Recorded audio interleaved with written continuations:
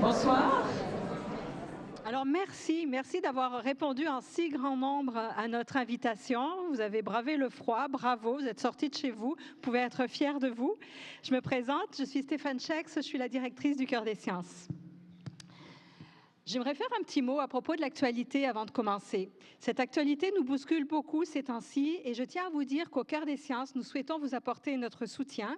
Nous sommes en train de réfléchir à plusieurs conférences qui vous aideront à mieux comprendre et aussi à mettre en perspective les enjeux liés aux déclarations de nos voisins du Sud. Nous commencerons le 19 mars avec la question de l'Arctique, donc restez à l'écoute, surveillez bien notre programmation. Je pense qu'on va vous offrir des moments pour y voir plus clair et réfléchir de manière plus calme aussi. Mais nous allons aussi vous offrir des parenthèses de douceur. Alors, à noter aussi à votre agenda, la date du 27 février, ça approche. Nous allons vous offrir une soirée sciences et contes. Sciences et jeux de société, voyons pourquoi je dis sciences et contes. Sciences et jeux de société. Alors que vous soyez adepte ou pas de ce passe-temps, je vous recommande fortement d'y participer. Vous allez passer une très, très belle soirée. Ce soir, ce sera aussi une très belle parenthèse de douceur faite d'embrun et de brise marine. Vous allez écouter plusieurs présentations qui seront ponctuées de dégustations. Alors là, j'attire votre attention sur la boîte que vous avez reçue. Vous attendez encore. Avant de l'ouvrir, on va vous donner le signal quand vous pourrez le faire. Une petite note aussi à propos des boîtes en ce qui concerne les allergies. Vous allez voir, il y a des bouchées dans des sacs et il y a des bouchées aussi qui ne sont pas dans des sacs. On n'a pas pris en compte les allergies. Donc, si vous êtes allergique ou si vous êtes intolérant aux poissons, crustacés ou fruits de mer ou lactose, on vous demandera de ne pas toucher à ces bouchées-là. Autre consigne, à la fin de la soirée, nous allons vous demander de sortir par l'endroit où vous êtes entré et nous allons mettre une station de tri. Donc, vous redéposerez les contenants qu'on vous a remis, si vous ne voulez pas les ramener chez vous. Voilà. Ensuite, d'autres consignes. Donc, vous allez avoir une présentation d'environ 1 heure et après, on va vous proposer une période de questions. Nous allons mettre un micro au milieu de la salle. Donc, il vous suffira de vous lever, de poser votre question. Et évidemment, je vous demanderai d'être le plus concis possible sans faire de grands préambules parce qu'on est nombreux puis on veut être nombreux à pouvoir poser les questions. Ne vous inquiétez pas, ce ne sera pas si long.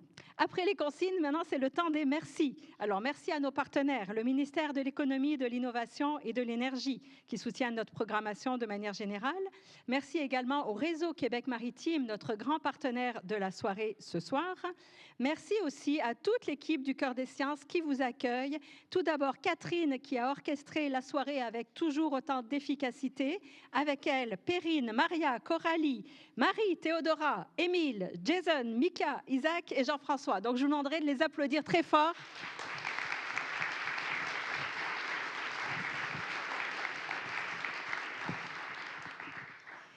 Alors maintenant, rentrons dans le vif du sujet. Ce soir, nous allons recevoir 4 grands ambassadeurs, ambassadrices des algues du Québec. Je vais vous les présenter brièvement. Vous n'allez pas tout retenir, mais ils vont se représenter après, l'un après l'autre. Nous allons d'abord avoir Lucie Beaulieu. Lucie est professeure au département des sciences des aliments de l'Université Laval et elle est directrice du groupe d'intérêt sur les produits marins de l'Institut sur la nutrition et les aliments fonctionnels. Voilà pour Lucie Beaulieu. Nous aurons aussi Antoine Nicolas. Il est biologiste et plongeur. C'est lui que vous avez vu sur la vidéo il y a quelques minutes. Il récolte les algues qui poussent près des côtes du Parc national Forillon et il est fondateur et propriétaire d'un océan de saveurs. Vous avez vu aussi qu'il a un petit kiosque au fond de la salle. Vous pourrez aller le voir à la fin de la soirée. Nous allons aussi accueillir Véronique Perrault. Elle est chercheuse à l'Institut de tourisme et d'hôtellerie du Québec, l'ITHQ, et elle est codirectrice de Gastronomic Lab. Je ne sais pas si ça se prononce. Oui, ça se prononce bien. Donc, du Gastronomic Lab, et elle vous parlera, elle, d'analyse sensorielle. Nous aurons aussi Jonathan Lapierre-Réaillem, qui est directeur de la restauration commerciale et des services alimentaires de l'ITHQ. Alors, ils vont se représenter au fur et à mesure. Pour ma part, je vous retrouve pour la période de questions et je vous souhaite une excellente soirée. Bonsoir à tous et à toutes. Je suis vraiment contente d'être avec vous ce soir et d'être avec des gens passionnés des algues, donc mes collègues qui vont prendre la parole aussi ce soir. Donc, je vous rappelle, moi, mon nom, c'est Lucie Beaulieu, professeure à l'Université Laval. Donc, je suis au département de sciences des aliments. Et donc, je suis une passionnée des algues depuis plusieurs années. Et donc, aujourd'hui, le titre de notre conférence, c'est « De l'eau à la bouche, les algues comestibles du Québec ». Et donc, je vous invite vraiment à plonger avec nous dans l'univers fascinant des algues du Québec. Vous allez en découvrir certainement beaucoup ce soir, en tout cas, je l'espère. Et donc, si je vous posais la question, est-ce que les algues pourraient être la nourriture du futur? Donc, depuis plusieurs années, en fait, on s'intéresse aux algues parce que c'est peut-être une nouvelle source de protéines. Vous savez, on recherche de plus en plus des sources de protéines parce que la population mondiale, elle augmente. Et d'ici 2050, on prévoit à peu près 9,6 milliards d'humains sur la planète. Donc, c'est sûr qu'on cherche à nourrir ces personnes. Et les algues peuvent être d'intérêt parce que oui, elles ont des protéines, elles ont des nutriments. On va en parler un peu plus aujourd'hui. Et d'ailleurs, peut-être que vous avez vu cet article ou peut-être pas, parce que vous n'êtes peut-être pas aussi plongé dans les algues que nous, mais il y a quelques années, il y avait cet article qui mentionnait « J'espère que vous aimez les algues car elles vont être dans tout ce que vous mangez ». Donc, ça montre qu'il y a une importance là, à vouloir connaître et produire davantage des algues. Et d'ailleurs, dans le monde, ce que vous voyez ici à l'écran, c'est donc la production aquacole, tant des animaux aquatiques, mais aussi des algues. Ce qu'on peut voir, c'est sur le schéma la quantité en millions de tonnes qui est produite par année. Et là, vous l'avez en fonction de l'année. Et vous voyez en orange, donc ça, c'est vraiment spécifique aux algues aquatiques. Et donc, on voit à chaque année que ça augmente et ça augmente toujours d'année en année. Donc, cette production mondiale-là. Donc, vous savez peut-être que les algues aussi sont beaucoup consommées en Asie. On a beaucoup d'influences asiatiques, que ce soit les sushis, les légumes de mer, en salade, on va les consommer. Puis aussi, peut-être que ça, vous le savez un peu moins, mais on les mange de façon inconsciente parce qu'il y a des agents qui vont aider à la texture des aliments qu'on va ajouter, des fois dans une liste d'ingrédients. Vous allez voir carragénane, alginate, agar. Peut-être que ça vous parle. Ça, c'est des composés qui sont dans, en fait, les algues et qu'on extrait des algues et qu'on utilise pour faire des agents texturants. D'ailleurs, dans le lait au chocolat, il y en a. Pourquoi? Parce que le carragénane va interagir avec les particules de cacao. Il va maintenir en suspension le cacao dans le lait au chocolat. Donc, détrompez-vous, ça ne vient pas des vaches brunes, le lait au chocolat. Donc, on peut maintenir ce cacao en suspension grâce aux carragénanes qui vont interagir avec les protéines laitières qu'on a dans le lait. Donc, c'est très utile, les algues. Et il faut savoir, des fois, on parle d'algues, mais qu'est-ce que c'est les algues, en fait? Les algues, on peut parler de microalgues et de macroalgues. Microalgues, ça le dit, c'est des micro-organismes. Donc, c'est très petit. Ça peut être quelques micromètres à plusieurs millimètres. Par exemple, des microalgues peuvent être l'équivalent de 100 fois plus petit que le diamètre d'un cheveu. Donc, c'est très, très petit. Et les microalgues sont très diversifiées. Ce que vous voyez ici à gauche, c'est des exemples de formes. C'est très inspirant pour les artistes. Puis, c'est très coloré. D'ailleurs, il y a des pigments bleus dans les microalgues. Vous connaissez peut-être la spiruline? La spiruline, ça fait partie des microalgues. Et si vous mangez des Smarties bleus, eh bien, c'est fait à partir de ce colorant qui est issu de la spiruline. Donc, vous regarderez sur vos boîtes de Smarties les prochaines fois, dans la liste des ingrédients, ça va être indiqué spiruline. Donc, vous voyez, on les consomme déjà. Et aussi, en fait, les macroalgues, donc, elles sont de plusieurs, en fait, leur taille sont de plusieurs centimètres à plusieurs mètres de longueur. Il y a même certaines espèces qui peuvent faire 70 mètres de long, donc l'équivalent d'un immeuble de 20 étages. Alors, vous allez dire, ouh, ça c'est grand, mais c'est dans le fond des océans, mais c'est une espèce en particulier, mais qui est très grande. Et ces macroalgues ont aussi des pigments, et c'est pour ça qu'on les classe selon la couleur. Donc, vous voyez ici à l'écran des algues comestibles qu'on trouve d'ailleurs ici au Québec, le kombu royal, qui ressemble à la lasagne, d'ailleurs on l'appelle aussi la lasagne de mer, qui a des pigments qui sont dits des caroténoïdes. Et ça, c'est ce qui donne la couleur brune. Il y a la dulce, ou aussi on l'appelle la bacon de mer, ou Palmaria palmata, ça c'est le nom latin. Je vais peut-être pas utiliser les noms latins ce soir pour vous. Mais la dulce, c'est une algue rouge, et on a un pigment aussi qui donne cette couleur, qui est plutôt une protéine, et elle s'appelle la phycobiliprotéine. Je ne vous demande pas de le retenir, mais peut-être au Scrabble, ça peut être intéressant.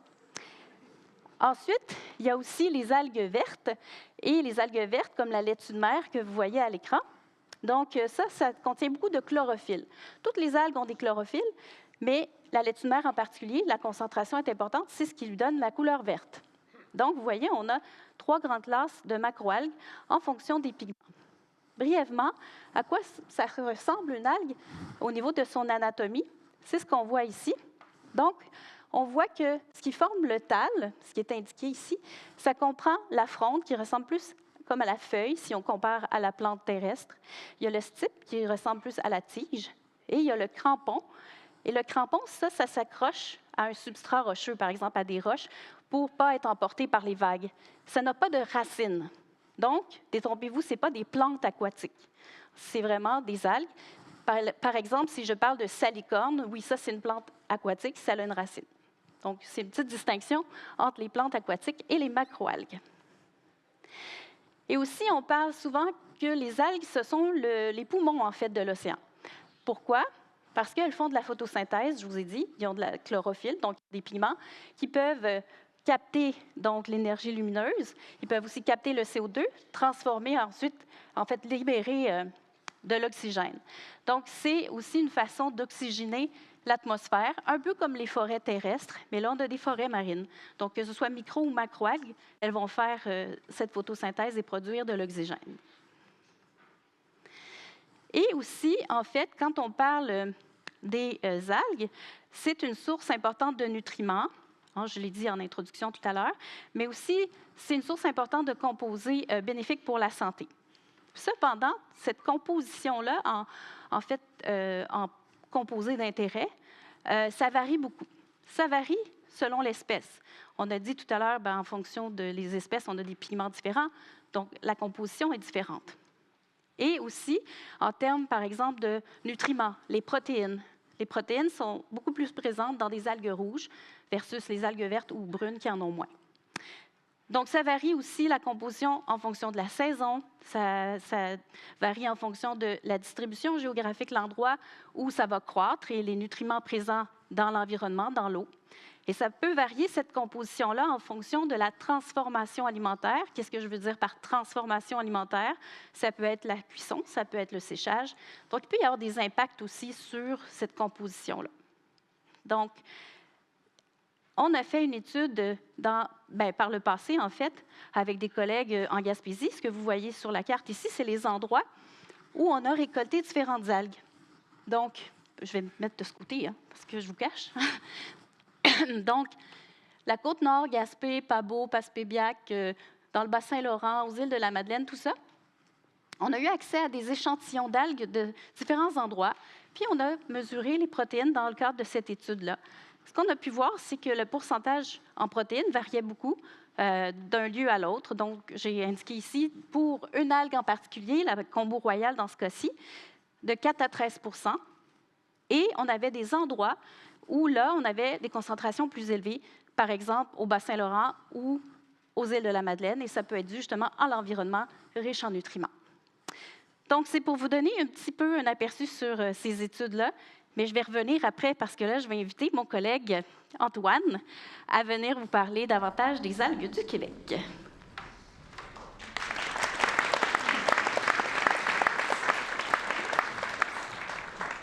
Bonjour, bonsoir à tous. Fait que ça, on va continuer de parler des algues, en fait, et puis de leur force qu'on va voir. Fait que, petit portrait rapide, biologiste, comme on disait tantôt, agronaute, parce que je ne suis pas sur Terre, je suis sous l'eau. Il y a comme un côté extraterrestre. Et puis, c'est ça fait 22 ans que je plonge pour récolter les algues en particulier. Fait que les algues, on peut les récolter, on peut les cultiver. Fait que la récolte peut se faire à pied, peut se faire en plongée. Et également, il y a de l'aquaculture qui se fait au Québec, majoritairement sur une espèce que parlait un peu Lucie tantôt, la combo royale ou la minière sucrée. Donc, c'est l'espèce présentement au Québec qui est la mieux maîtrisée sur l'aquaculture. Mais d'une année à l'autre, il peut y avoir des impacts également de la culture. En fait, selon les conditions climatiques, vous allez voir, on a des conditions climatiques qui sont quand même assez extrêmes au Québec. Là, vous le voyez tantôt un peu sur les photos, ici dans la glace, par exemple. Le couvert de glace peut avoir un impact jusqu'à 9 mètres de profondeur et arracher une structure aquacole, même en plein hiver. Fait que ça, c'est quand même un gros enjeu qu'on a. et qui va aussi avoir un impact sur la ressource sauvage aussi. Au niveau des structures, il y a eu plusieurs années où il y a eu des pertes totales parce que tout était arraché à cause des couverts de glace. On a toujours travaillé de pair avec l'aquaculture au Québec pour être capable de fournir quand il y avait des problèmes au niveau de la récolte. Au niveau de la plongée, donc soit on y va en apnée, soit on y va en bouteille, c'est des réglementations qui vont être différentes. En fait, l'apnée n'est pas réglementée. Nous, au niveau de l'entreprise, on travaille en apnée pour 36 000 raisons, mais je veux dire, la bouteille, c'est lourd, c'est encombrant. En anglais, on va parler de freediving. Ça veut tout dire. On n'a pas du tout la même gestion du poids des équipements quand on est en apnée. Puis nous, on travaille quand même à faible profondeur. Les algues, comme disait Lucie tout à l'heure, la photosynthèse, il faut que la lumière passe dans l'eau pour être capable de grandir. S'il n'y a plus assez de lumière qui passe, il n'y a plus d'algues. Passer 20-25 mètres de profondeur, on n'a plus d'algues, ou quasiment plus. On va se retrouver, nous, surtout dans les zones de basse profondeur. On va travailler en particulier de 0 à 5 mètres, majoritairement, ce qui se fait quand même très bien en apnée à notre niveau. Puis certaines espèces, on va les trouver sur la plage également, qu'elles vont pouvoir découvrir à marée basse. On disait souvent, couramment, Goémon ou Varech, c'est des noms qui sont arrivés, des colons qui sont venus ici, les Bretons puis les Normands. Goémon veut dire algue en breton, puis Varech veut dire algue en normand en particulier. Certaines ont gardé ces noms-là parce qu'elles découvrent à marée basse, par exemple.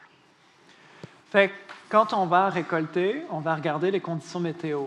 On va regarder également le couvert de glace. On va également regarder l'historique des derniers jours pour savoir ce qu'on a eu comme conditions environnementales. Si j'ai une tempête, il est très probable que si je plonge le lendemain de la tempête, je ne verrai rien sous l'eau. Il va y avoir trop de particules. Dans ces cas-là, ça a aussi un impact. Puis comme on le voyait un peu tout à l'heure sur la vidéo de présentation, quand il y a un couvert de glace l'hiver, si la marée monte, la banquise dérivante va arriver avec la marée qui monte. Et dans ces cas-là, on va aussi se faire enfermer par la banquise dérivante, ce qui peut causer un petit peu plus de frayeur. Quand je parlais du caméraman de tout à l'heure qui avait pris les prises de vue, là, je me suis fait appeler pour une émission derrière qui s'appelait « J'ai frôlé la mort ». Sur le coup, lui, il n'avait pas l'habitude de plonger dans ces conditions-là, fait que ça l'a perturbé un peu, mais ça prend un peu plus de sang-froid. On est invité dans la mer, on n'est jamais chez nous, fait qu'il faut vraiment avoir quand même ce regard-là et faire attention à tout petit problème peut avoir des plus grosses proportions des répercussions si on n'a pas gardé son sang-froid en particulier. Fait que c'est quand même des choses à regarder. On est réglementé au Québec. Je ne sais pas s'il y en a qui ont entendu parler de ça, mais on est extrêmement réglementé au niveau des algues. En fait, on a 7 à 8 pages de conditions de permis. On doit renseigner coordonnées GPS à l'appui des centres de la zone de récolte où on travaille, le nom de chaque plongeur, le nom de chaque espèce, la profondeur qu'on a récoltée et puis le temps qu'on a mis à la récolter également. Fait que ça, jusqu'ici, tout va bien. Ça permet de mieux documenter la ressource. C'est génial. Ça permet de savoir ce qu'on a récolté et de pouvoir faire un historique de données puis de pouvoir mieux récolter demain. Mais dans ces pages de conditions de permis, il y a des critères, en particulier le côté arrachage accidentel est interdit. Mais on va travailler sur des algues qui sont annuelles ou bisannuelles dans la plupart des cas. Or, quelques-unes, elles vont vivre 1 ou 2 ans. On va parler de pseudo-pérennes. Et dans ces cas-là, c'est pareil, quand vous cherchez un brin d'herbe en plein hiver sous la neige, vous n'en trouverez pas. À un moment donné, quand elle a fini son cycle de vie, l'algue, elle s'en va dans le courant. C'est pour ça que l'automne, on retrouve des algues sur la plage. On a souvent l'image de les algues, ça pue. Oui, sur la plage, mort en décomposition, bien évidemment, mais un poisson ou une viande en décomposition, ça sent pire que des algues encore. Nous, on va vraiment travailler du vivant quand on va récolter. On ne sera vraiment pas sur quelque chose qui s'est échoué sur la plage. Il faut voir qu'une viande, quand on va la travailler, quand on va la faire maturer, on peut la garder 3 semaines facilement. Un poisson, on peut aller chercher 2 semaines de conservation. Une algue, on parle de 7 jours. On est sur de la qualité des sushis. Moins on est acide dans la composition de l'aliment, puis plus ça va être difficile à conserver. Et les algues, on est plein de minéraux, donc on est basique, c'est relativement difficile à conserver. Donc, dans les méthodes de transformation qu'on va regarder tantôt, ça va quand même avoir un impact aussi. Le premier enjeu au Québec, c'est la réglementation.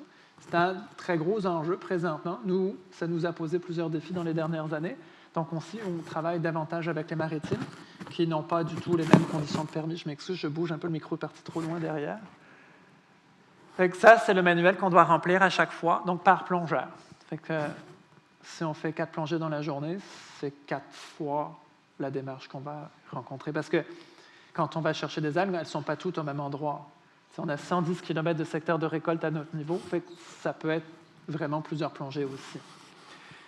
C'est ça, l'aquaculture, tantôt on en parlait un petit peu. Là, on le voit, il y a plusieurs méthodes. On peut le faire en bassin, on peut le faire en filière. Ce qui se fait présentement au Québec, c'est surtout en filière. On parlait de la laminaire sucrée. Dans ce qu'on observe, nous, à notre niveau, sur le sauvage, on va avoir 82 % de la ressource qui est sur cette espèce-là. À mon niveau, à moi, sur mes secteurs de récolte, c'est la seule qui n'a aucun intérêt pour la faire en aquaculture. Là, je me ferais tuer si certains m'entendaient parler de ça, mais c'est vraiment une algue qui est grande. On parlait de tailles qui peuvent être différentes. La plus grande laminaire sucrée qui a été trouvée au Québec faisait 21 mètres. À notre niveau, à nous, c'est 3-4 mètres, 2 à 4 mètres, on va dire. Mais c'est quand même une algue qui est grande. Donc, elle est plus facile à récolter parce qu'elle est grande, plus facile à trouver aussi. Et c'est ça, elle est plus facile à récolter. Fait à notre niveau, normalement, l'aquaculture, l'agriculture, on va essayer d'améliorer le milieu naturel pour le rendre plus productif. Sur cette espèce-là, on va réduire la période de récolte avec l'aquaculture et on va générer plus de dépenses pour aller l'exploiter. Fait que c'est un pensez-y bien. Mais il y a, comme disait Lucie tout à l'heure, plusieurs familles d'algues. On a des vertes, on a des rouges, on a des brunes. Nous, à notre niveau, c'est les vertes et les rouges qu'on a de la misère à trouver parce qu'elles représentent entre 1 et 2 % de la biomasse. Fait qu'au niveau biomasse, c'est celle-là qui aurait plus d'intérêt à notre niveau de faire en aquaculture.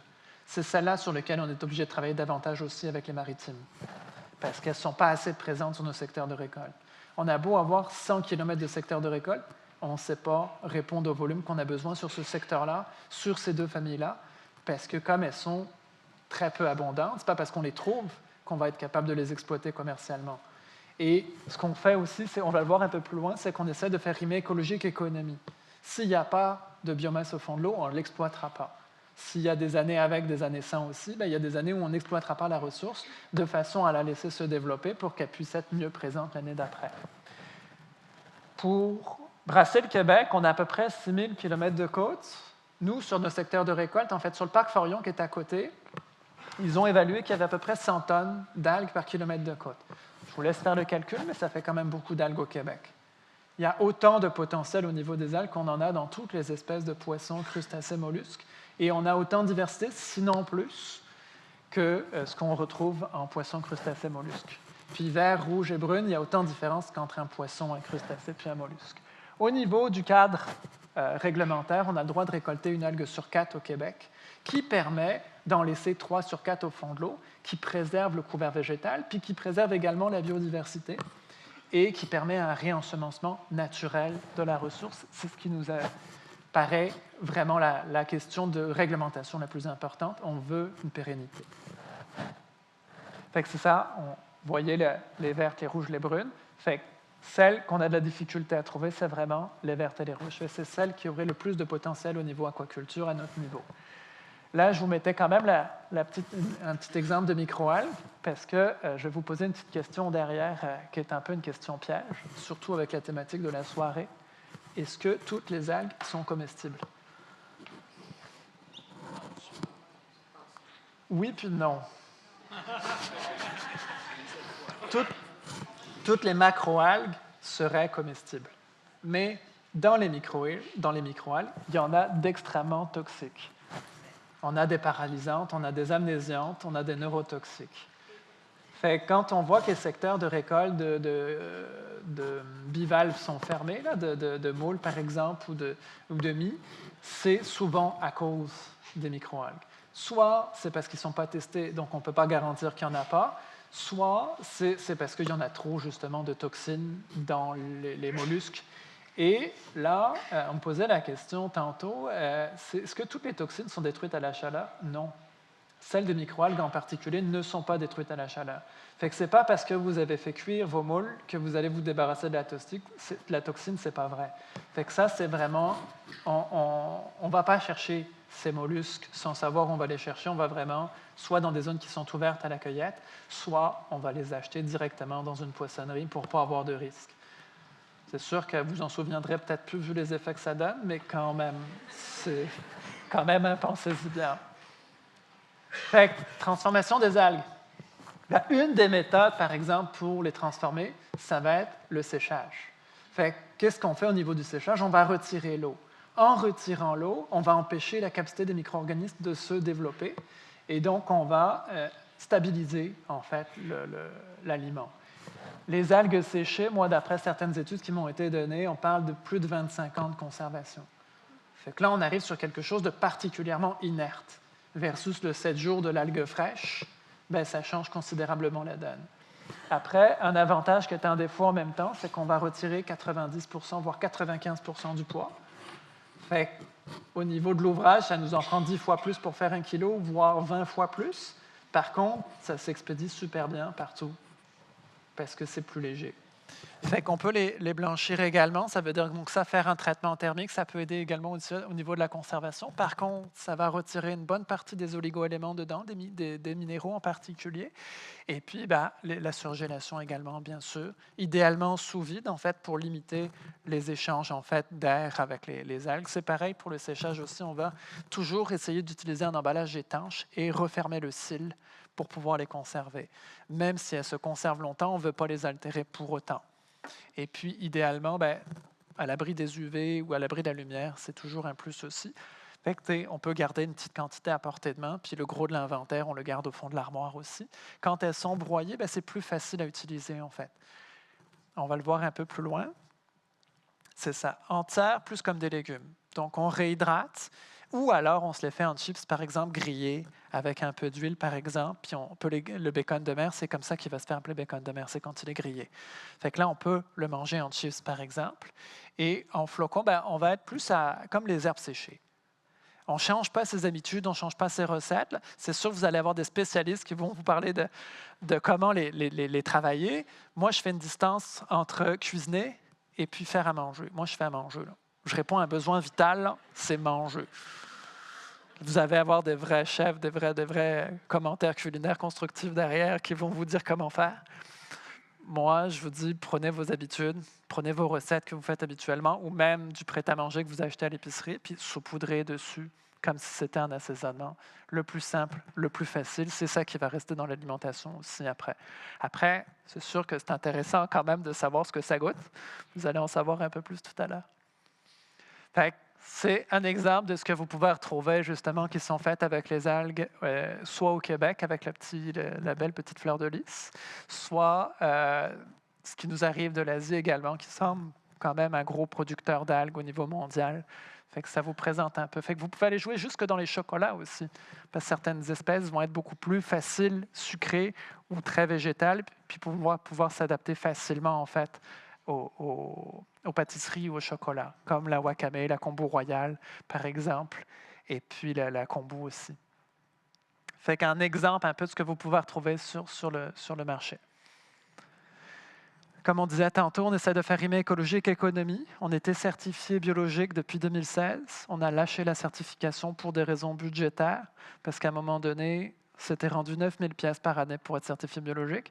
Ça, c'est sans opérer la certification, puis c'est sans déplacer l'inspecteur. Fait qu'à un moment donné, on a tiré la plug à ce niveau-là.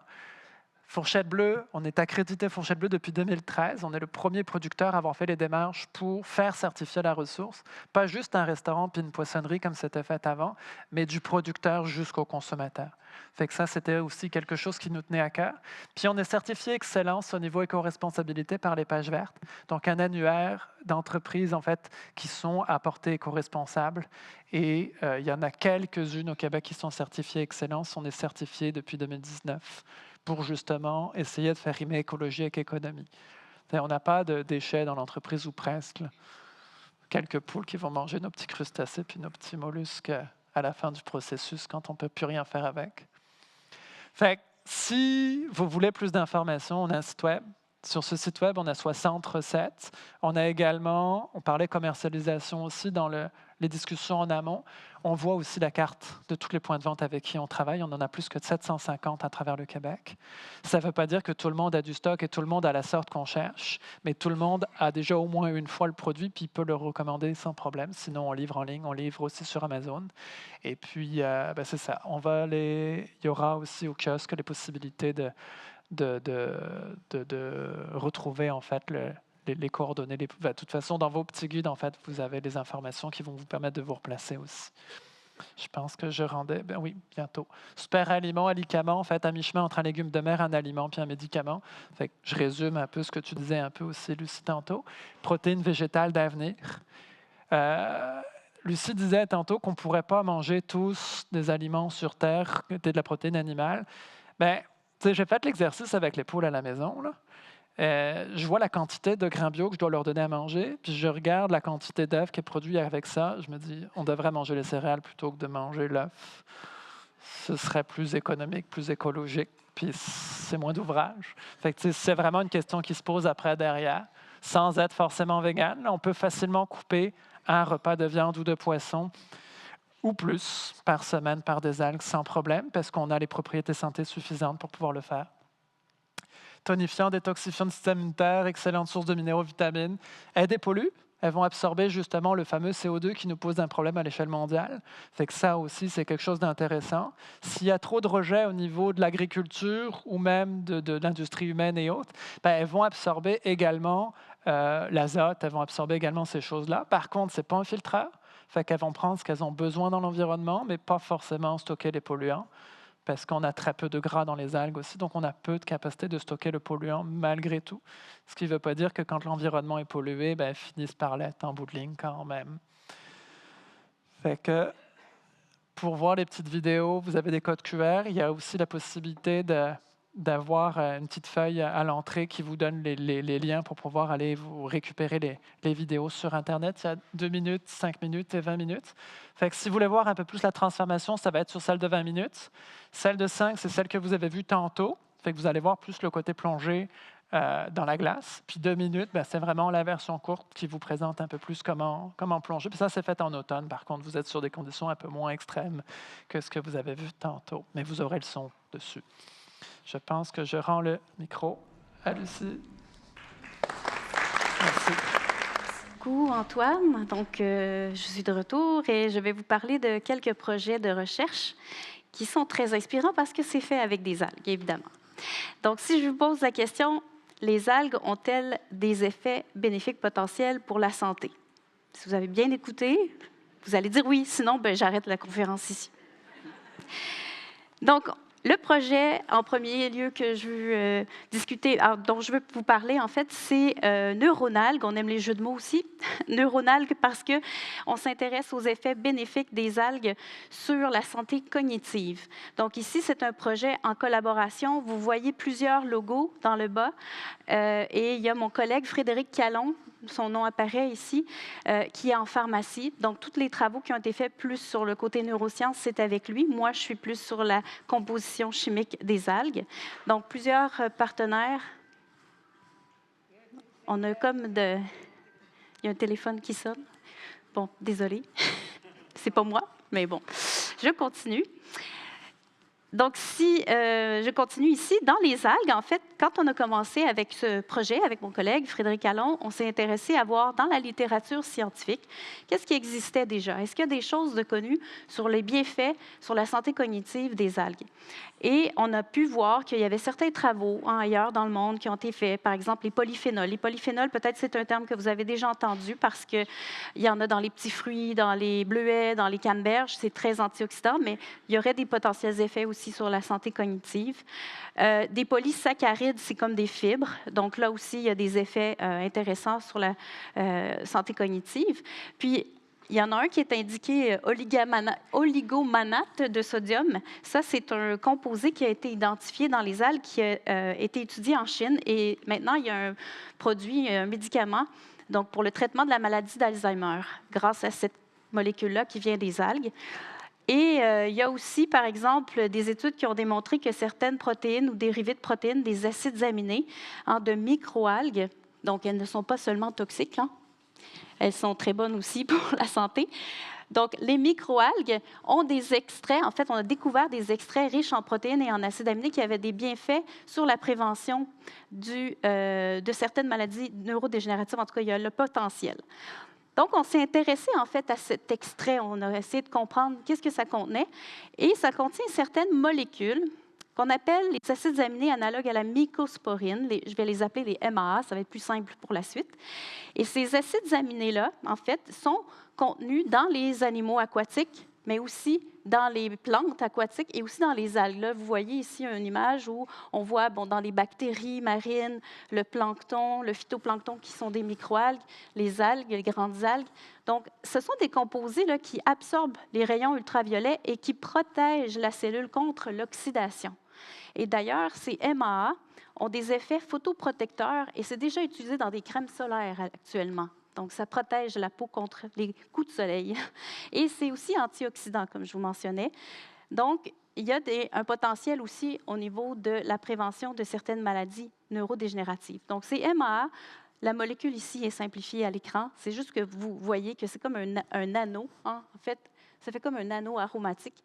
Donc, cette molécule, peut avoir plusieurs groupements différents. Donc, il y en a plusieurs. Ça existe plusieurs MAA.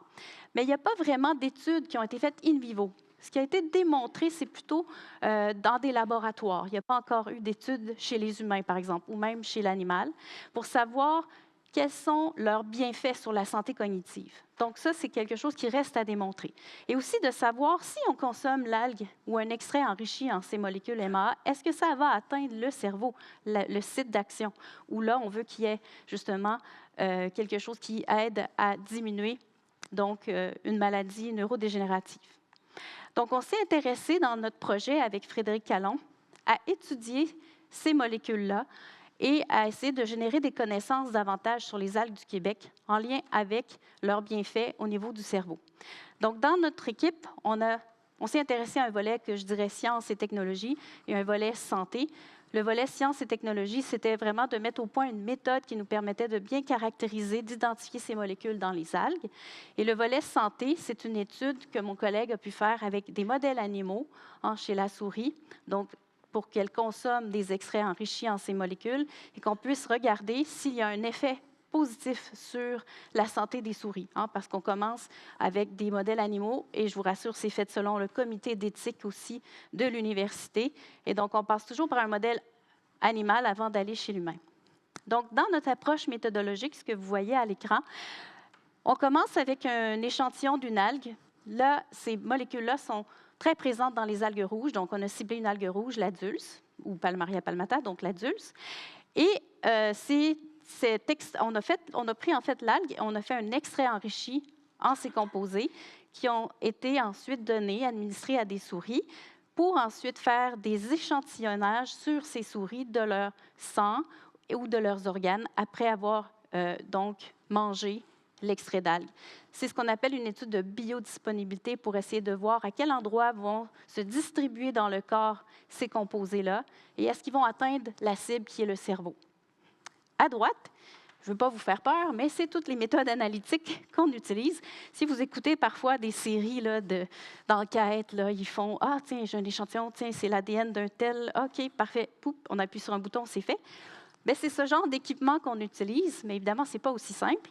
Mais on a rapidement un chromatographe, ça sert à séparer des molécules. Rappelez-vous, je vous ai dit, c'est plusieurs types de molécules, plusieurs composés. Il faut les séparer si on veut les identifier individuellement. Le spectromètre de masse, ça nous permet d'identifier par une masse. Donc, on va associer une masse à la molécule et on fait une analyse de données.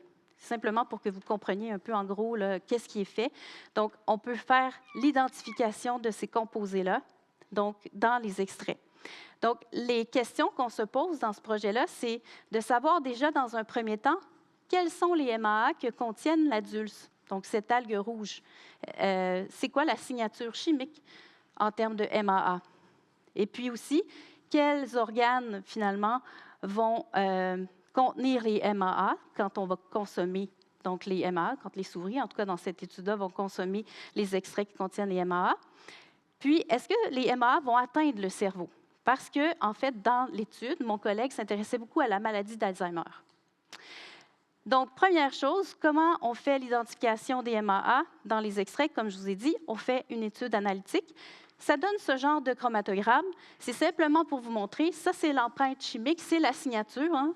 Donc, dans l'extrait, en fait, on a sur cette figure ici complètement à gauche, c'est une intensité d'un signal de détection pour suivre les molécules. Puis ici, c'est en fonction du temps. Donc, chaque pic qu'on voit est associé à un composé précis. Dans ce cas-ci, c'est les MAA qu'on cherche. Donc, chaque pic, c'est un MAA. Et juste pour résumer ici, il y a plusieurs molécules qui ont été identifiées, une douzaine. Il y en a une en particulier qui ressort très grandement ici, la palétine. Et on va la suivre d'ailleurs dans les organes par la suite. Donc, notre méthode a permis de générer des connaissances pour savoir quels sont les MAA que contiennent nos algues du Québec, notamment la dulse. Et ce qui est intéressant, c'est qu'on a découvert des nouvelles molécules qui n'avaient jamais été identifiées par le passé par d'autres chercheurs, là, donc dans la littérature scientifique, ça n'apparaissait pas. Donc ça, au niveau scientifique, ça génère des connaissances vraiment d'intérêt. Le deuxième volet, c'était justement la biodisponibilité. Donc, comme je vous disais, comment on peut voir les MAA, où elles se distribuent, donc chez la souris, dans les organes, et aussi de voir comment elles peuvent jouer sur des marqueurs neuropathologiques de la maladie d'Alzheimer. Qu'est-ce que je veux dire par là? Je veux dire que lorsque les souris sont atteintes de la maladie d'Alzheimer et qu'on fait un suivi après qu'elles aient consommé les algues et qu'on regarde certains composés impliqués dans la maladie d'Alzheimer, notamment certaines protéines vont être différentes chez les patients atteints de maladie d'Alzheimer, on va essayer de voir si ce taux de protéines-là va diminuer lorsqu'on nourrit les souris avec les algues. J'espère que je ne vous ai pas perdu. Vous me suivez? Parfait. Donc, ça ressemble à ça l'étude ici, ce que vous voyez. Il y a deux façons de faire l'étude chez la souris. Mon collègue, il procède toujours par deux façons, avec une voie qu'on dit aiguë, où ils vont nourrir les souris, ils vont regarder au bout de 60 minutes où est distribuée les molécules dans les organes. Et il va faire aussi une administration chronique, donc avec d'autres souris qui, elles, ont la maladie, la pathologie de la maladie d'Alzheimer. Donc, ils vont les nourrir pendant 2 mois. Et ils vont aussi regarder au niveau des organes où ça va se distribuer. Donc, en résumé, qu'est-ce qu'on a pu démontrer? Premièrement, la palétine, hein, je vous ai dit tout à l'heure dans le chromatogramme juste avant, la palétine, c'est le composé le plus important qu'on a pu mesurer. Donc, on a été capable de bien le suivre dans les organes. On a vu qu'il y en avait dans le sang, le plasma, le foie, le cœur et les reins au bout de 60 minutes d'administration. On n'avait pas détecté dans le cerveau. Par contre, quand on fait justement le 2 mois de diète avec l'extrait enrichi en algues, eh bien, les souris, on est capable en fait de détecter chez elles les MAA dans le cerveau. Donc, elles ont atteint une cible que nous, on voulait, le cerveau. Et en plus, ce qu'on a pu démontrer, c'est que certains marqueurs neuropathologiques ont diminué en quantité par rapport aux témoins. Hein, je vous parlais de la protéine qui change de structure. Et cette protéine-là, elle était moins présente dans les souris qui avaient mangé les extraits d'algues. Donc, ça nous donne, en tout cas, des pistes qui font en sorte qu'on peut penser que les MAA vont moduler donc, la maladie. Hein, si on a, par exemple, une alimentation enrichie en ces composés chez des souris, notamment ici, et éventuellement chez des patients, il pourrait peut-être y avoir une diminution de la progression de la maladie d'Alzheimer. Évidemment, ce sont des résultats qui sont encore préliminaires. Il y a une suite au projet parce qu'à la suite de ce projet, on a obtenu un autre financement. Et donc, on va essayer là, d'avancer nos recherches et pourquoi pas peut-être un jour avoir un médicament ou un extrait qui va aider à diminuer la maladie d'Alzheimer. Donc, c'était le premier projet que je voulais vous présenter. Le deuxième, eh bien, on revient plus au niveau des nutriments. Donc, est-ce que les algues sont une bonne source de nutriments? Comme vous le savez, on en a parlé. Donc là, j'ai résumé un peu. Hein. C'est très, très variable parce que selon les espèces, hein, elles vont en contenir en différentes concentrations. Les protéines peuvent aller jusqu'à 50% sur un poids sec. Ça veut dire que si j'ai 100 grammes, par exemple, de nori, 100 grammes sèches, en fait 100 grammes séchés, puis je regarde les protéines, je peux avoir jusqu'à 50 grammes dans 100 grammes. Donc ça, c'est très, très élevé. Mais ça peut aller jusque-là pour les protéines. Après, il y a des glucides. Là-dedans, les glucides, on inclut les fibres. Donc les fibres, c'est très riche en fibres, les algues. C'est riche en différents minéraux, le fer, le potassium, le calcium, le magnésium, l'iode pour les algues brunes. Lipides, très faibles en lipides. Donc c'est hypocalorique, les algues, les macroalgues. Et puis, par contre, parmi ces lipides-là, on a beaucoup d'oméga 3. Donc, ça, c'est intéressant. Puis, il y a plusieurs vitamines aussi. Donc, tout à droite, je ne vais pas passer à travers tout ce tableau, évidemment, mais vous pouvez voir, par exemple, si c'est des études qu'on a faites par le passé. Quand on compare, par exemple, l'adulce et le kombu royal en termes d'une tasse de protéines, ça correspond à 1/8 de tasse de edamame bouilli. Ou encore, pour le potassium, je crois. Oui, potassium, ça correspond à une tasse d'algues séchées à 2 à 4 tasses de betterave bouillie. Donc, on voit que c'est très, très riche en potassium. Donc, ça, c'est une fiche aussi qui est disponible si jamais vous voulez avoir accès pour la consulter. C'est possible. Donc, le projet dont je veux vous parler, c'est un projet ici sur les yogourts aux algues. Bon, c'est un article scientifique qu'on a publié récemment. Et là, ce qu'on voulait faire, en fait, dans ce projet, c'est d'augmenter la consommation des algues, mais via un autre produit qui, lui, est grandement consommé. Le yogourt, les gens en consomment beaucoup. Pourquoi pas mettre des algues à l'intérieur? Puis là, ça va permettre de goûter, de manger davantage des algues. Et en plus, on peut enrichir, en fait, en apport nutritionnel, le yogourt. On va ajouter des fibres, on va ajouter des minéraux. Et dans ce projet-là, on avait sélectionné 2 algues en particulier, le kombu royal et le wakame atlantique. Nos collègues de l'ITHQ vont nous parler tout à l'heure des goûts, mais nous, on les avait sélectionnés parce qu'elles avaient un goût un petit peu moins prononcé en termes de goût marin. Et on avait vu dans la littérature scientifique aussi que ça pouvait être intégré mieux, en fait, dans les produits laitiers. Donc, on a pris les algues, kombu royal et wakame atlantique dans ce cas-ci. Ce qu'on a fait, c'est qu'on a mis des concentrations bien décidées là, selon une étude qu'on avait faite au préalable pour les intégrer dans notre yogourt. Ce n'est pas des hautes concentrations, 0,25 0,5 parce qu'on ne veut pas non plus trop en mettre dans le yogourt. Et c'est ce qu'on avait établi par le passé comme concentration. Et on les a mis sous forme de flocons. Antoine a parlé de flocons de poudre. Ici, on l'a mis sous forme de flocons. Et ce qu'on a fait dans cette étude, c'est de mesurer l'impact de l'incorporation des algues dans les yogourts. Parce que si on ajoute des algues, est-ce que ça va modifier notre aliment? Ça, c'est important de le savoir. Et on a fait des analyses qu'on appelle physico-chimiques. Qu'est-ce que je veux dire par physico-chimique? Je veux dire, par exemple, suivre l'acidité. Vous savez, dans un yogourt, qu'est-ce qu'on a? Des bactéries lactiques. Les bactéries lactiques produisent une acidité. Et si on modifie l'acidité, si on joue sur cette flore microbienne, peut-être que ça va avoir un impact négatif. Donc, on ne le sait pas, on veut vérifier ça. La fermeté aussi. Si vous mangez votre yogourt, puis il coule à la cuillère comme ça, comme une soupe, peut-être moins intéressant. La texture, c'est important. La cinérèse. Alors là, ça, c'est un gros mot. La cinérèse, qu'est-ce que c'est? La cinérèse, c'est l'eau qui va s'accumuler au-dessus de votre yogourt. Parce que le yogourt, c'est comme un peu une texture de gel et à l'intérieur, il y a de l'eau entrapée. Mais en fonction du temps, durant la conservation, l'eau peut être expulsée. Et ça, c'est la cinérèse. Bon, vous avez appris quelque chose ce soir. Et donc, on peut regarder aussi la couleur, évidemment, parce que le consommateur, mon yogourt est vert ce matin, je ne suis pas sûre que je vais le prendre. Donc, la couleur, c'est important de la vérifier aussi. La composition nutritionnelle, on l'a regardé parce qu'évidemment, on voulait voir si on améliorait les nutriments. Et la qualité microbiologique, parce que vous savez, on ne veut pas vous intoxiquer quand on produit des aliments. Donc, il faut aussi s'assurer qu'il n'y a pas d'impact au niveau microbiologique. Donc, l'approche méthodologique générale, elle est imagée ici. Donc, on a pris nos algues en flocons, on les a mélangées au lait écrémé dans ce cas-ci. Et on a pasteurisé notre lait. C'est une façon classique de faire le yogourt ici. Après avoir refroidi, évidemment, le lait avec les algues, on a mis des bactéries lactiques pour qu'il y ait une fermentation. Et ensuite, il y a eu le brassage. Puis, on a séparé dans des contenants différents, c'était seulement pour les analyses.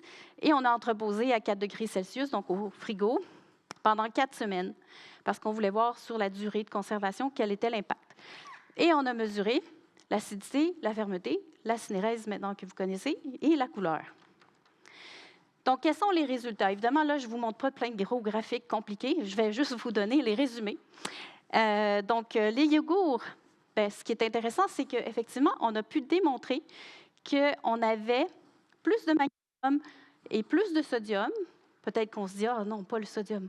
Mais il y en avait plus dans les yogourts avec les algues comparé aux témoins.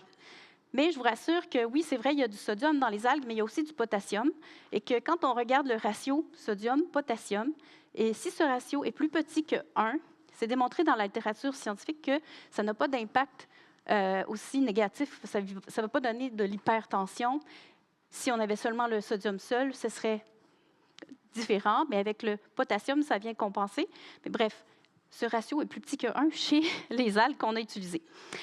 Puis ensuite, un autre résultat qu'on a obtenu, en particulier avec le yogourt qui avait des algues wakame atlantiques, le fer était plus élevé et le potassium comparé à notre témoin sans algues. Donc, vous voyez, c'est intéressant quand même de mettre des algues dans un produit. On voit que ça augmente au niveau nutritionnel. Au niveau des propriétés physico-chimiques dont je vous parlais tout à l'heure, donc acidité, cinérèse, puis même la qualité microbiologique, il n'y a pas vraiment eu d'impact. Donc, ça, c'est parfait. Il y a quand même eu une tendance à avoir quelque chose d'un petit peu moins ferme. La fermeté a été modifiée. On se dit, mais qu'est-ce qui s'est passé? D'habitude, on rajoute quelque chose, ça va être plus ferme, c'est sûr. Mais là, il faut penser, le yogourt, c'est comme un réseau, un gel. Et si on met des algues en flocons, ça va venir déstabiliser, déstructurer ce gel. Et là, ça peut avoir un impact sur sa fermeté. Et il y avait évidemment aussi un impact sur la couleur. Puis, mais ce n'était pas négatif parce que, en fait, la couleur était un petit peu plus jaune pour le yogourt témoin comparé à celui des algues. Et plus on va vers le jaune, moins c'est intéressant pour le consommateur. Donc, en tout cas, bref, c'était pas tellement négatif, même si c'était différent du témoin ici. Les couleurs étaient acceptables. Donc, en conclusion, pour ce projet-là, donc on a pu démontrer avec nos algues brunes qu'il y avait un potentiel de les utiliser dans les produits laitiers. C'est intéressant, un yogourt. Puis aussi, on a fait un fromage, mais ce sera une autre conférence. Puis, on a aussi pensé que dans le futur, ça serait intéressant d'aller voir peut-être, pas seulement au niveau des minéraux, mais aussi des vitamines, parce qu'il y a de la vitamine C, que ça peut être intéressant, différentes vitamines dans les algues. Et est-ce qu'il y a des bienfaits santé lorsqu'on ajoute des algues au yogourt? Ça, on ne l'a pas étudié, ça pourrait être fait dans le futur. Bon, il y a plusieurs, évidemment, recherches possibles. Donc, maintenant, quel est l'intérêt aromatique des algues? Mes collègues s'en viennent, je vois qu'ils sont impatients de parler. Donc, vous avez pu voir aujourd'hui que dans les algues, si on regarde notre petite loupe, il y a beaucoup de composés et de molécules possibles. Et on a pu voir qu'il y a un potentiel peut-être pour un produit qui pourrait avoir un bienfait sur la santé ou encore qui amène une couleur. Mais il y a aussi des composés qui ont de l'intérêt au niveau du goût, de l'odeur. Et quand on parle des saveurs, là, j'ai indiqué un peu des saveurs, des exemples. Il y a des composés qui sont associés à certaines saveurs, comme le goût umami. Umami, la 5e saveur, umami, ça veut dire savoureux.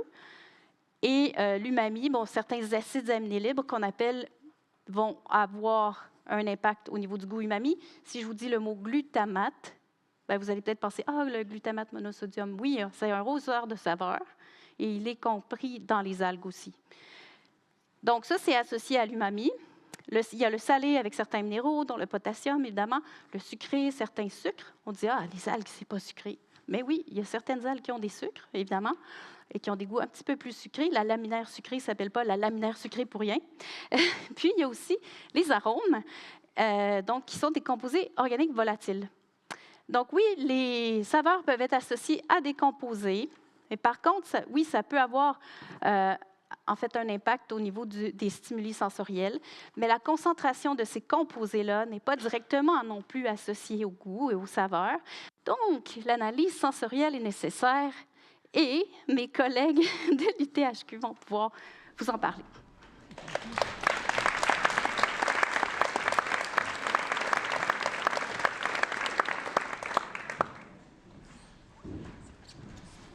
Merci, Lucie. Quelle belle mise en scène pour vous parler maintenant de sensoriel. Donc, je suis Véronique Perrault, je suis professeure-chercheuse à l'Institut de tourisme et d'hôtellerie du Québec. Je suis en compagnie de mon collègue. Je suis Jonathan Lapierre, je suis directeur de la restauration à l'UTHQ, puis j'ai la chance de travailler avec le Gastronomic Lab et Véronique pour le transfert de connaissances dans nos restaurants avec nos étudiants. Merci, Jonathan. Donc, en fait, je suis comme Lucie, je suis une spécialiste du domaine des sciences des aliments. Donc, ça m'arrive à l'occasion aussi d'utiliser des outils qui sont des caractérisations compositionnelles, des outils aussi, des instruments pour mesurer des propriétés des aliments. Mais bien souvent, quand on est face à une matière première, comme les algues, qui pour nous a tout un attrait culinaire, qui est susceptible aussi d'avoir un caractère distinctif qui peut être un peu porteuse du goût du territoire, parce que je travaille en gastronomie. Je suis intéressée aussi de passer par ce qu'on appelle l'analyse sensorielle.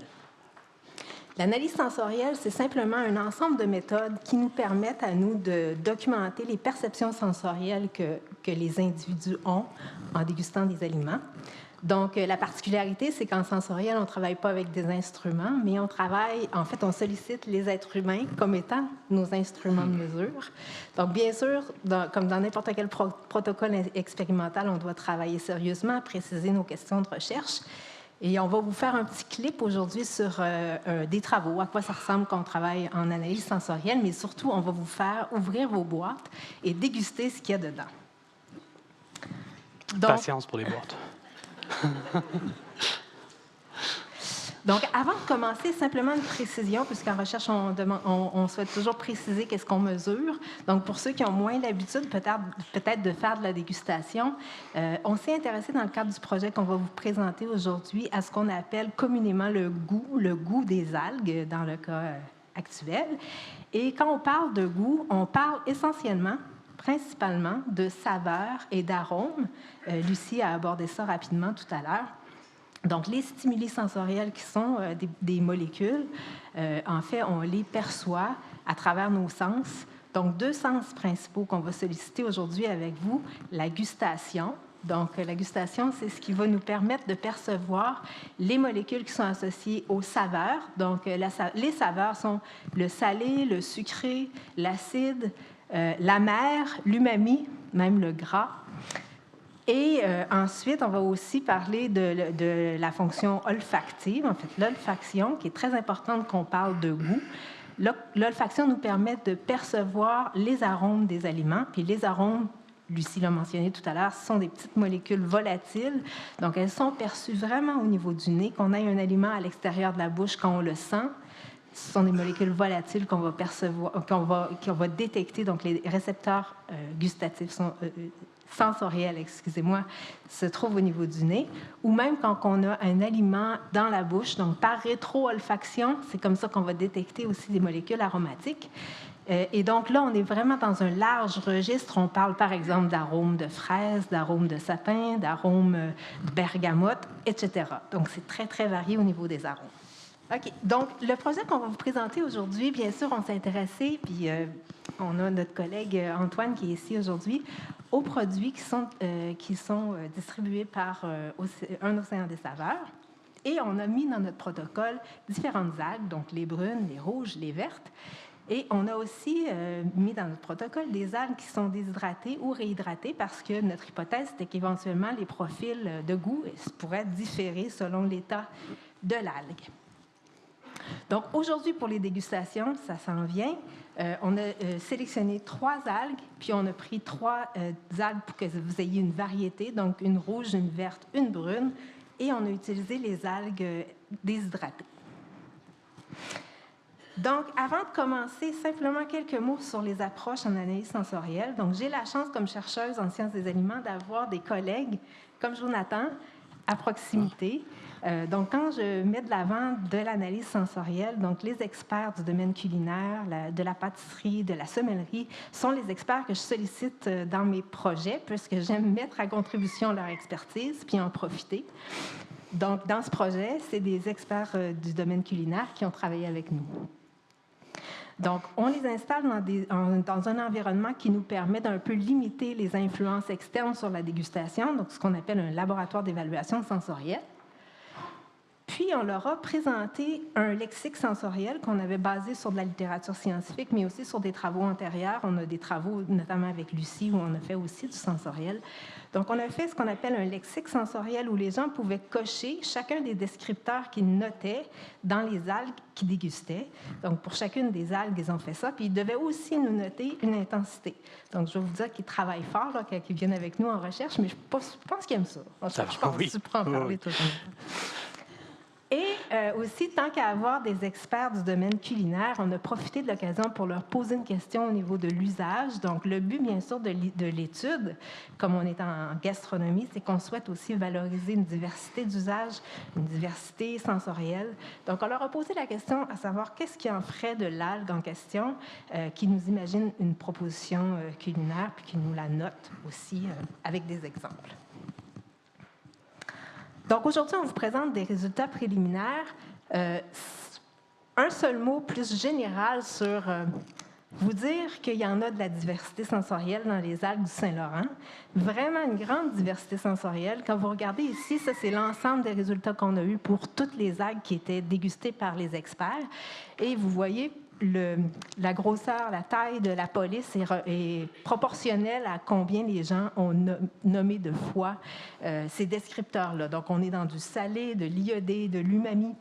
Mais vous allez voir qu'il y en a de la diversité. Puis il y a une petite boîte aussi, un aide-mémoire ou... Hein? Il y a un aide-mémoire aussi pour ça? Oui, bien sûr. Bien, c'est là que je leur fais ouvrir la boîte. Merci, Jonathan. Donc, pendant qu'on va passer aux prochaines diapos, je vous invite à ouvrir la boîte, enfin.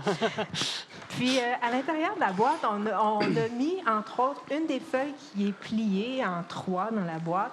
C'est une feuille où on a mis le lexique sensoriel, on a mis les mots qu'on a proposés aux experts pour un peu guider votre dégustation aujourd'hui ou une autre fois que vous dégusterez des algues. Et puis, comment on va procéder? C'est que vous avez 4 sachets. Donc, avec Jonathan et moi, il va être question des sachets. Donc, on va vous inviter tout à l'heure à ouvrir un sachet à la fois pour nous suivre dans ce qu'on va vous présenter comme profil aromatique qu'on a découvert en travaillant avec les professionnels. Vous allez pouvoir ouvrir le premier sachet, le numéro 1. On va goûter ici le Combo Royal dans sa simple expression. Donc, on a pris du Combo Royal séché de chez Un Océan des Saveurs. On l'a mis en poudre. On a fait un popcorn avec un peu de beurre et on a assaisonné. Donc, dans ce cas-ci, on a utilisé les algues comme un assaisonnement. Donc, je vous laisse quelques secondes pour ouvrir votre sac. Vous pouvez déguster pendant qu'on va continuer à discuter. Je vous laisse prendre la première bouchée avant de dévoiler quel était le profil sensoriel découvert par nos experts. Donc, première chose du côté de la gustation, du côté donc des saveurs. Comme on est dans une algue qui est déshydratée, la dominance qui était notée par nos experts, c'est une dominance salée, donc un peu moins de diversité au niveau des saveurs comme telles. Puis, au niveau des arômes, on était beaucoup dans des familles aromatiques qu'on appelle aquatiques. Donc, tout ce qui touche à la mer, le iodé, le marin, les algues même, et le petit côté minéral. Donc, c'est ce qui nous a été nommé. Puis aussi, il y avait un petit côté végétal, herbacé, légumes. Donc, Jonathan va pouvoir aussi vous en parler encore parce que ce qu'on a prévu pour vous pendant que vous continuez de déguster, c'est de vous présenter d'abord quelques usages culinaires qui ont été proposés par les experts. Donc, pour cette algue-là, les experts nous ont proposé d'utiliser ça pour faire des tuiles, pour faire des chips, pour les incorporer aussi dans un appareil à base de poisson, comme par exemple une garniture dans une soupe, une sauce crème à base de poisson. Les incorporer aussi dans des appareils à base de végétaux, comme par exemple dans une farce de ravioli, ou encore pour aromatiser un bouillon. Donc, simplement aromatiser un bouillon. Donc, on le fait dans les bouillons de type dashi orientaux. Maintenant, on a la chance d'avoir Jonathan. Alors, ce qu'il va vous présenter, c'est un exemple aussi de proposition en contexte gastronomique, parce que c'est ce qu'il fait. Donc, je te laisse la parole, Jonathan. On n'a pas beaucoup d'expérience en cuisine avec les algues au Québec. C'est assez récent dans le côté occidental. Oriental, c'est très présent. C'est plus compliqué au Québec de préparer des nouveaux plats. On s'est vraiment basé sur les arômes en cuisine, sur qu'est-ce qu'on a détecté comme arôme pour commencer à travailler un plat. Ici, on faisait un hommage aux œuvres de Riopelle, puis il y a beaucoup de la biodiversité marine de l'île aux grues. On voulait représenter la biodiversité marine. On a décidé de faire un trompe-l'œil des fausses huîtres. Quand on goûtait au kombu royal, on voyait que ce qui sortait fortement, c'est le côté iodé, marin, le côté minéral, un peu le côté ferreux qui est là, mais aussi un côté pois mange-tout. On parlait d'un goût sucré qui ressort, et le côté pois mange-tout, pois vert qui ressort très fortement. Un petit côté oignon. Donc, on a travaillé vraiment sur une coquille, une tuile qu'on a faite à base d'angles sèches, une petite salade de kombu royal, une mousse lactée au kombu royal. À l'aveugle, on retrouvait les arômes vraiment de l'huile, c'est que le trompe-l'œil fonctionnait à 100 %. Donc, quand on travaille, ça, c'est avec notre cohorte d'étudiants en formation en cuisine au restaurant en bas. Quand on a travaillé avec eux, on a goûté aux algues à cru en premier, réhydraté, puis on a essayé de voir comment on pouvait arriver, quelle trame aromatique qu'on y arrivait. Je ne sais pas ce que vous en pensez par rapport au goût, si ça fonctionne sur le pois vert, le pois mange-tout, le côté sucré. Parfait, merci, Jonathan. Oups. Est-ce que vous m'entendez? Oui. Oui? OK. Donc, maintenant, on va même vous inviter à ouvrir votre sac numéro 2. S'il vous reste un peu de popcorn ensuite, vous pourrez faire aussi les distinctions entre les espèces. Dans le sac numéro 2, on a travaillé sur la même base, sur donc un popcorn, mais on va travailler avec la laitue de mer. Encore une fois, la laitue de mer a été séchée, mise en poudre et aromatisée sur le popcorn. Je vous laisse déguster juste quelques secondes avant de vous dévoiler, bien que vous avez tout à l'écran. Donc, l'idée de l'exercice, c'est vraiment de vous faire découvrir la diversité sensorielle. Parce qu'on le sait, on peut l'ajouter partout, les algues, mais bien sûr, nous, on trouve le côté gastronomie, le côté mise en valeur de cette diversité. C'est ce qu'on voulait vous faire découvrir. Donc, maintenant, pour ce qui est de la laitue de mer, dans le fond, au niveau des saveurs, on note aussi le salé, mais là apparaît aussi une petite amertume. Je ne sais pas s'il y en a qui sont capables de détecter qu'il apparaît une petite amertume dans celle-là par rapport à l'autre. Puis, ce qui a été nommé par les experts, c'est qu'on était aussi dans les notes aromatiques du côté aquatique. Bien sûr, on est dans l'algue, donc iodé, marin, minéral. Mais il y avait des touches végétales, puis des touches de végétal séché aussi, de thé, de foin, par exemple. Côté il y a le thé vert qui embarque, là, qui est thé très vert, fort. Oui. J'entends thé vert, oui. Oui. Au niveau des usages culinaires qui ont été proposés pour cette algue-là, on l'a retrouvée davantage dans des usages en salade.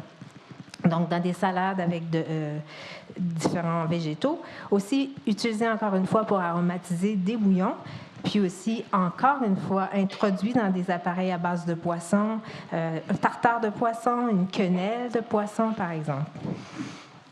Ici, les arômes que nous, quand on a goûté au restaurant avec nos étudiants, c'est vraiment des arômes d'épinards. Le côté chlorophylle qui va ressortir, le côté thé vert qui ressort très fortement, côté oseille, le foin, légèrement humus, terreux.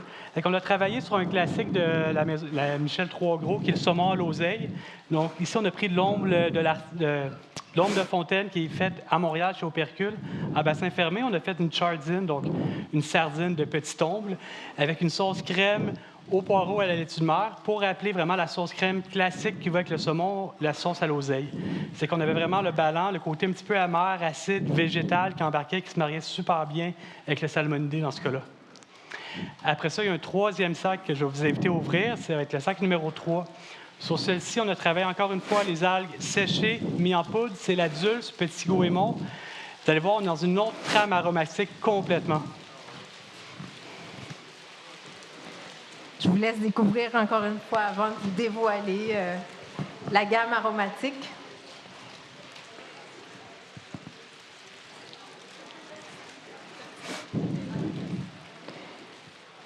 Est-ce qu'il y en a qui notent une différence marquée au niveau des profils aromatiques? Maintenant, je vous dévoile ce qui a été noté par les professionnels. Donc, on est face à une algue qui est beaucoup plus diversifiée en termes de saveurs, en termes d'arômes également. Donc, au niveau des saveurs, on était aussi dans le salé, mais l'umami, le sucré, la mer, donc beaucoup plus de diversité. Et d'un point de vue aromatique aussi, la diversité était claire. Donc, on est encore dans des notes aquatiques qu'on retrouve, mais le végétal, le forestier, et là apparaît aussi des notes animales, de viande, de cuir, de fermentation, miso par exemple. Je ne sais pas s'il y en a qui les notent. Au niveau des propositions d'usage culinaire, encore une fois, c'est une algue qui semble davantage polyvalente. Donc, on nous a proposé encore beaucoup de variétés au niveau de l'usage. Utilisé, par exemple, pour aromatiser un produit solide, c'est ce que vous avez dans vos sachets aujourd'hui. On a proposé, les chefs nous ont proposé de mettre ça comme assaisonnement sur des pop-corn. On s'est dit, on va le faire avec vous aujourd'hui. Utilisé aussi comme condiment dans un style chimichurri, chutney. Incorporé aussi dans des desserts. Donc, la diversité d'arômes inspirait jusqu'au dessert. Peut-être le dessert, ce qu'on retrouvait un peu quand on goûtait, c'est les arômes un peu de raisin sec. Il y avait un côté fruit. Si vous goûtez un peu, un côté comme séché au soleil qui concentre le sucre.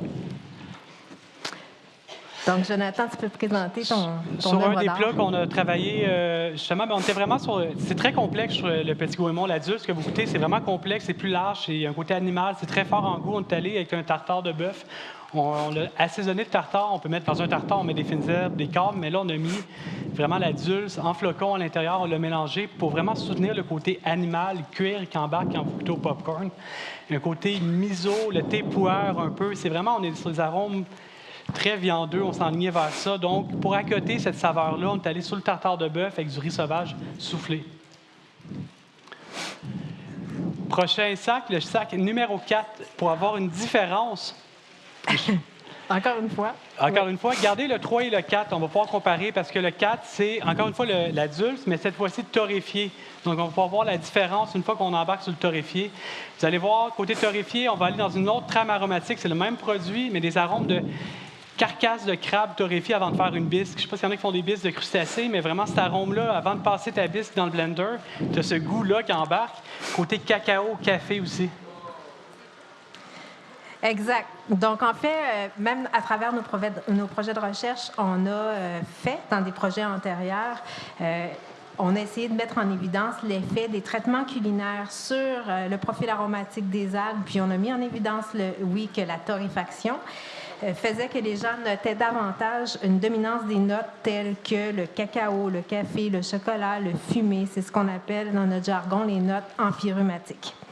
Donc ça, c'est dû au fait que quand on chauffe l'algue, il va y avoir des réactions chimiques qui se produisent, comme par exemple des réactions de Maillard, des réactions de caramélisation, d'oxydation des lipides. Et tout ça va faire que le profil aromatique va être transformé. Donc c'est vrai pour plusieurs aliments, mais bon, on a voulu le mettre en évidence avec les algues, surtout qu'elles sont aussi consommées grillées ou un peu torréfiées quand on les achète pour la consommation, le produit coréen particulièrement. Donc, on vous a fait faire ça assez rapidement, mais c'est pas fini, votre dégustation. Ça marche. Donc, juste avant d'inviter aussi Antoine à revenir pour nous parler de ses bouchées, juste mentionner l'implication de tous mes collègues. Le projet que j'ai présenté, c'est un projet qui s'inscrit dans un plus large projet où on s'intéresse à l'innovation collaborative en restauration, puis comment la restauration peut aider à la mise en valeur de certains produits locaux, comme les algues. Donc, merci à tous mes collègues qui ont contribué. Monsieur Merci. Antoine. Antoine.